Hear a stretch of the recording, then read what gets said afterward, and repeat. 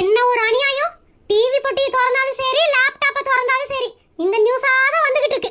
ஒரு குடும்பமே வரதட்சணைக்காக ஒரு பொண்ணு தற்கொலைக்கு தூண்டி இருக்காங்க. அவங்களால என்ன பண்ணலாம்? 200 300 பவுன் நகை போட்டு அவங்களுக்கு பத்தலையாமா. சாகும்போது எனக்கு தூக்கிட்டு போறாங்கன்னு எனக்கு தெரியல. அது என்ற ஊர் பேர கெடுக்கிறதுக்கே இந்த மாதிரி விஷயமெல்லாம் நடக்குது. என்ற ஊர்லயே நடக்கும் இதெல்லாம். பாவம் அந்த பொண்ணு சாகும்போது மனசுல எத்தனை கவலையை வச்சுட்டு செத்துருக்கும்.